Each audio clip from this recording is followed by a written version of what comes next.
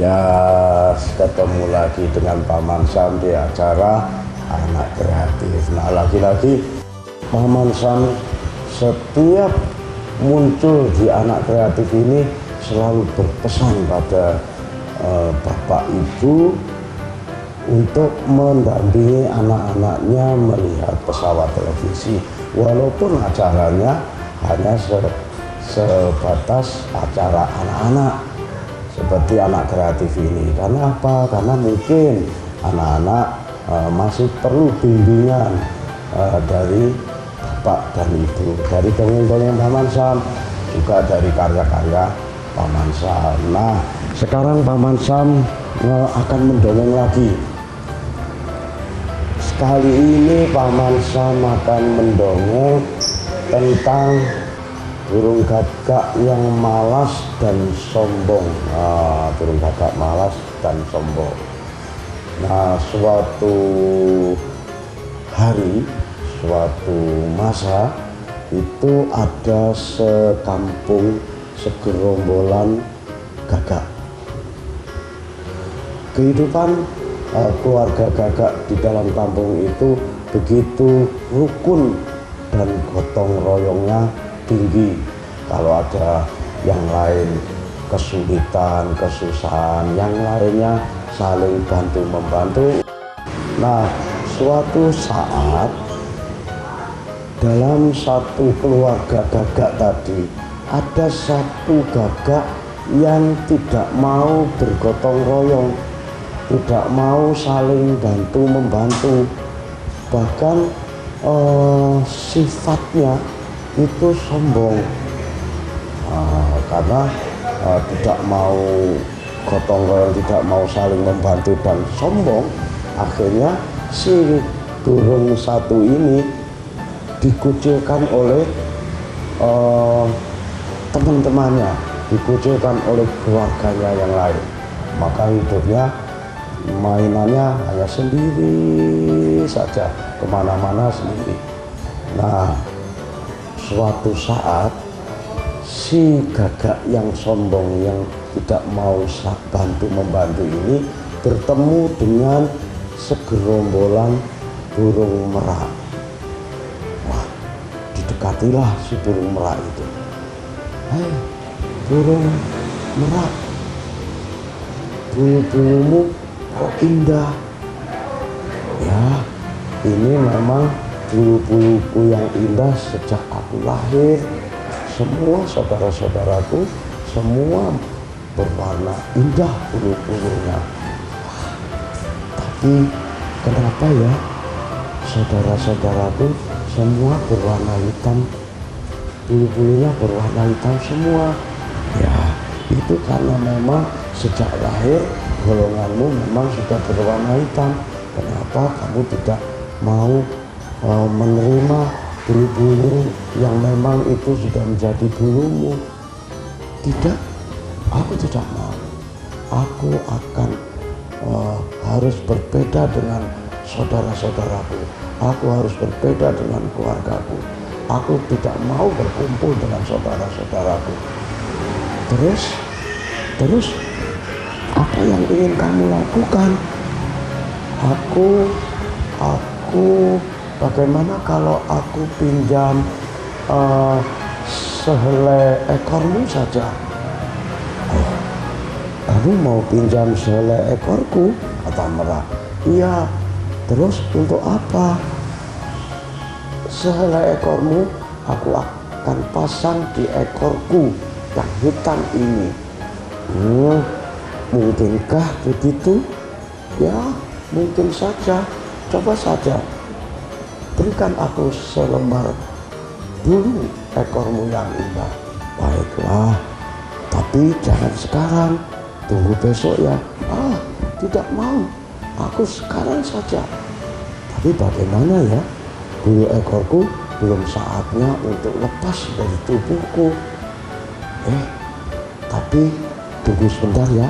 Siapa tahu saudara-saudaraku ada yang memiliki seekor bulu ekor yang sudah lepas. Akhirnya si burung merak ini menghampiri saudara-saudaranya yang lain. Ke saudara-saudaranya manggil-manggil itu, lalu berbicara, saudara-saudara, adakah kalian punya seekor bulu yang sudah lepas dari tubuhku? Satu sama yang lainnya toleh-toleh bertanya-tanya. Tumben si burung merak, saudara burung merak yang satu ini menanyakan bulu yang sudah lepas.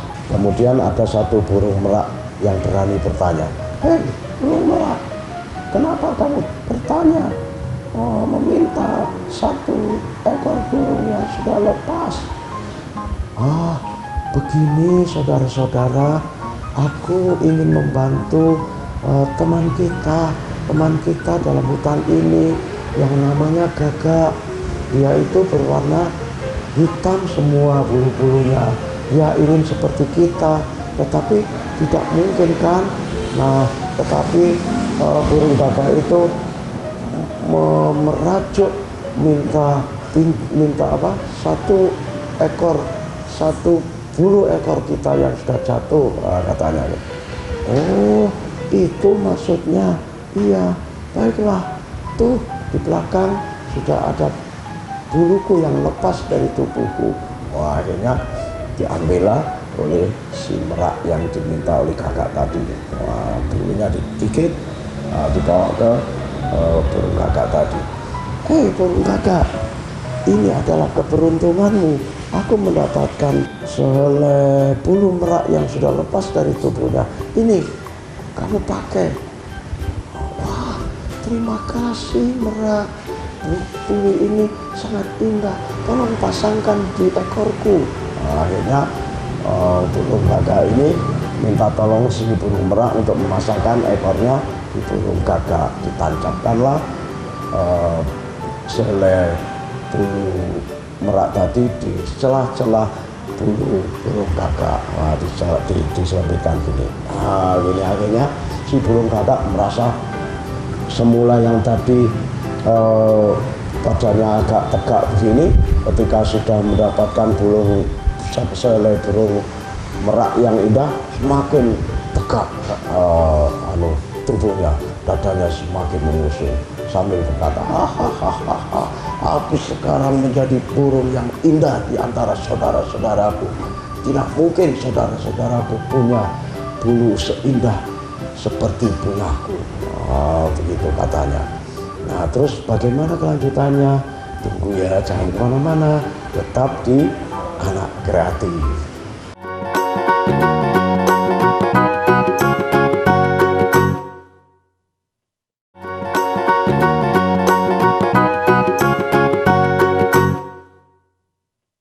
Ya, terima kasih anak-anak masih tetap setia menunggu di Anak Kreatif. Paman Sam selalu mendongeng dan selalu memberikan satu karya.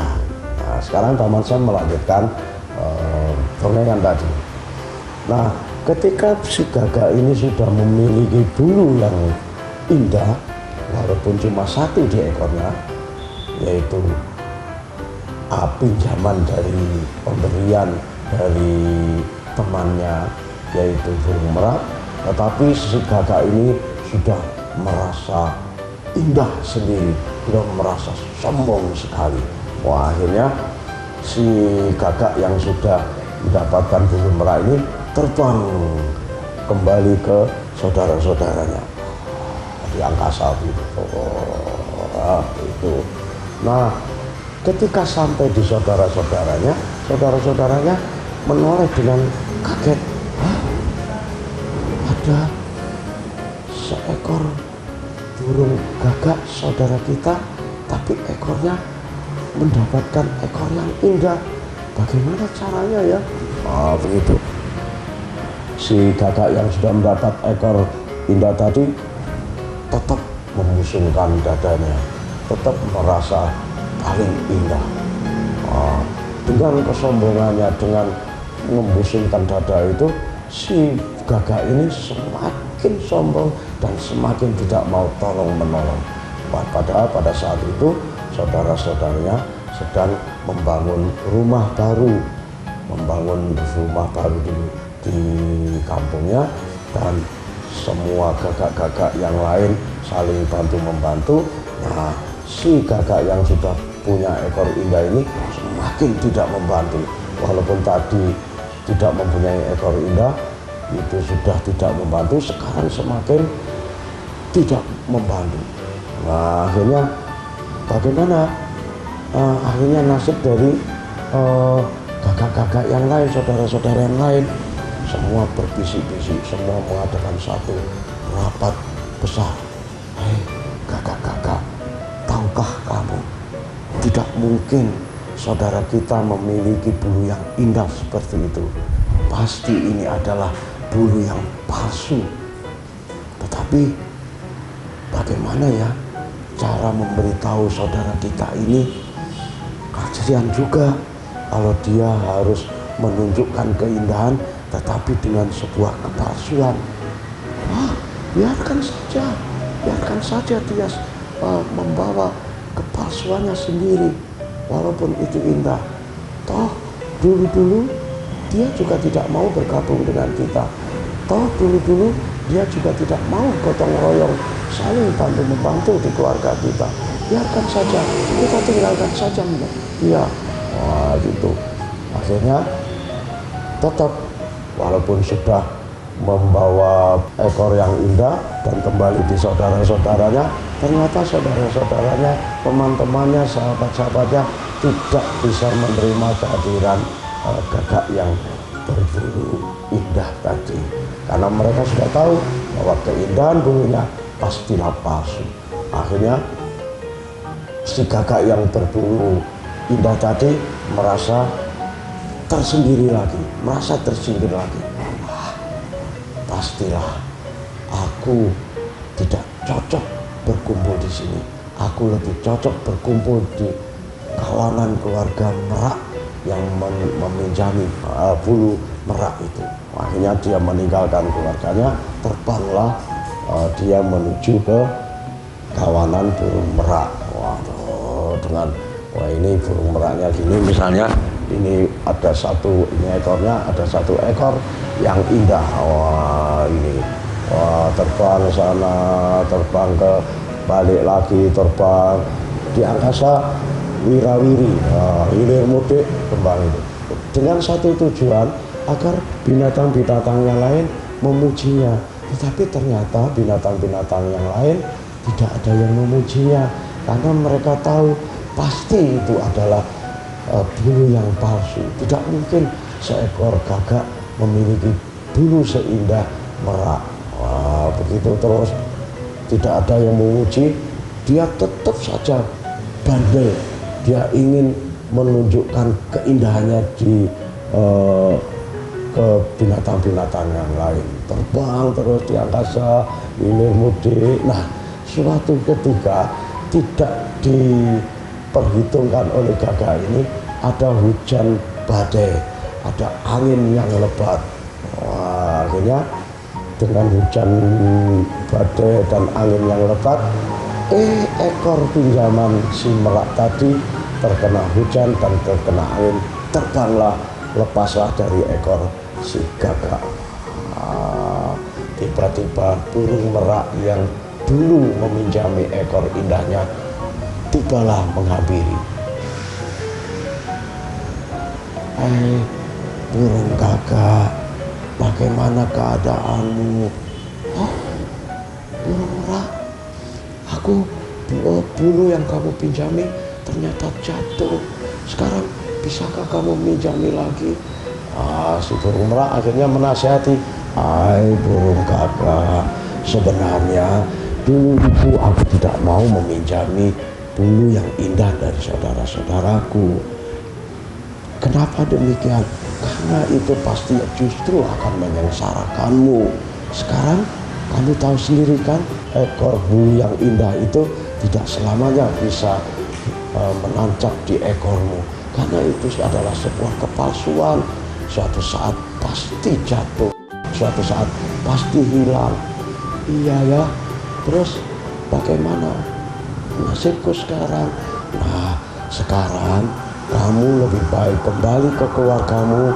Dan aku dengar katanya kamu di keluargamu juga tidak mau saling tolong menolong, tidak mau saling bantu membantu.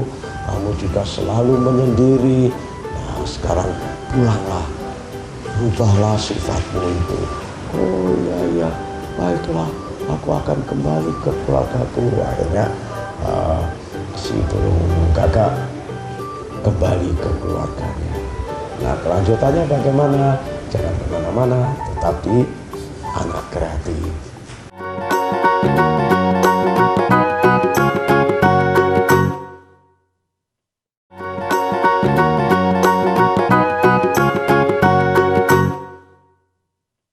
Anak-anak, terima kasih masih tetap di Anak Kreatif. Nah, Paman lanjutkan dongeng yang terputus tadi ya. Itu tinggal sedikit. Ketika si gagak yang memiliki keindahan palsu tadi sudah dinasihati oleh si merah, akhirnya si gagak kembali ke keluarganya. Sampai di tengah-tengah keluarganya, si gagak mohon maaf terhadap keluarganya, minta maaf terhadap keluarganya. Maaf ya, selama ini aku selalu sombong di hadapan kalian, aku selalu tidak mau membantu kalian, tapi kali ini aku menyesal. Aku sudah tahu bagaimana sebenarnya kehidupan dalam keluarga yang sebenarnya, bagaimana kehidupan dalam satu kelompok yang sebenarnya. Terimalah aku ingin membantu kalian, aku ingin saling bantu membantu, saling tolong menolong. Wah, akhirnya si gagak yang lain masih ragu-ragu juga, tengok sana tengok sini, tetapi ada satu gagak yang mungkin ini menjadi kepala gagaknya, angkat bicara, baiklah, kalau memang kamu sudah menyesal atas perbuatanmu, kamu akan bisa diterima di keluarga sini lagi, dengan syarat kamu harus saling tolong menolong, saling bantu membantu, dan tidak sombong lagi. Iya, aku mengerti. Akhirnya bergaulah, si gagak ini sudah kembali ke kelompoknya, sudah kembali ke keluarganya. Nah, itulah dongeng tentang gagak dan merah. Nah, ilmu yang kita bisa dapati adalah apapun keadaan kita harus kita terima apa adanya, tidak perlu melakukan sesuatu dengan kepalsuan agar kita dipuji, agar kita dipuja, agar kita dielu-elukan, agar kita diindah-indahkan, walaupun itu sebenarnya kepalsuan. Dan satu lagi, dalam hidup berkeluarga, dalam hidup berkelompok harus saling bantu membantu, harus saling gotong royong. Nah, itu dongeng hikmah yang bisa kita terima pada dongengan kali ini. Nah, selanjutnya Paman Sam akan membuat karya lagi. Nah, ini Paman Sam ada sedotan. Ini sedotan ini. Nah, ini sedotan plastik. Nah, ini sedotan tadi Paman Sam sudah potong. Kemudian sedotan ini kita potong seperti ini. Nah, kira-kira sepanjang berapa ya, ini 6 cm. Nah, seperti ini misalnya, seperti ini kita potong misalnya 5 cm. Dari 2 cm ini kita gunting pada sisi yang kiri, ini sisi kiri ya. Kemudian lancip begini, dibalik pada sisi yang sebaliknya digunting seperti ini, sehingga berbentuk lancip seperti ini. Nah, kemudian agak dipipihkan begini. Nah, agak dipipihkan begini. Nah, seperti ini. Jadi seperti ini. Nah, ini kalau ditiup itu bisa berbunyi. Bunyi ya. Bunyinya seperti itu. Ini sudah bunyi apa tidak ya ini? Kalau dicoba ya kadang-kadang bunyi, kadang-kadang tidak, tapi dicoba saja. Oh ini tidak begitu. Oh ini kata kurang sama. Sebenarnya hasil bunyi itu ditimbulkan dari dari yang sudah digunting lincip ini, kemudian ketika ditiup ini menimbulkan getaran seperti katup ini, untuk buka tutup. Nah, ini kalau misalnya kalian kurang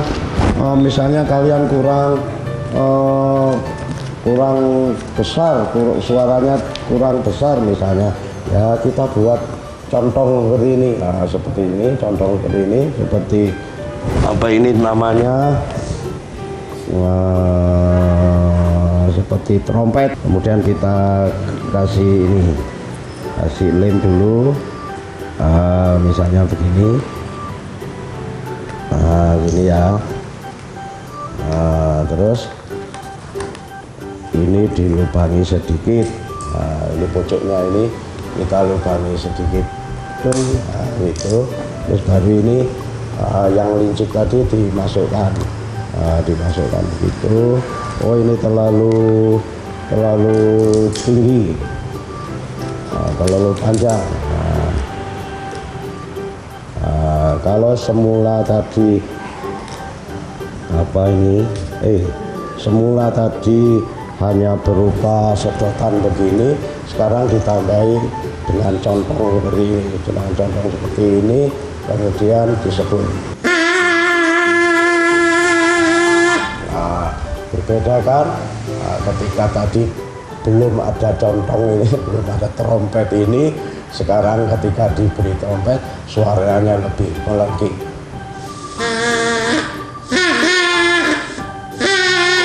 Wah, begitu. Bagaimana kalau ini dilakukan dengan teman-temanmu, misalnya temanmu 5, 10, semua membuat trompet seperti ini dari kertas-kertas yang bekas, dari sedotan bekas kamu beli es itu, digunting seperti taman ini tadi, dinyanyikan bersama-sama sambil berbaris. Wah, ya sudah seperti karnaval tidak ya, dengan semua memakai trompet. Nah, ada lagi trompet ini mungkin bisa minta tolong orang tua, bapak atau ibu. Trompet ini bisa juga panjang, panjang begitu, kemudian diberi lubang kecil-kecil seperti suling. Ya bisa menimbulkan irama seperti suling. Kalau ini tidak, ini hanya berbunyi.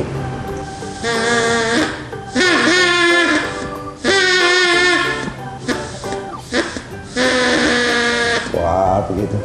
Ini mudah-mudahan bisa menginspirasi anak-anak dalam anak kreatif membuat karya trompet. Entah itu dibuat mainan di sawah atau di kampung atau di sungai, ramai-ramai membuat trompet dan dibunyikan bersama-sama. Wah, tentu seru sekali dan ramai sekali ya. Dan anak kreatif kali ini cukup dulu. Mudah-mudahan kita bisa ketemu di anak kreatif selanjutnya dengan dongengan dan karya yang lain juga. Sampai jumpa.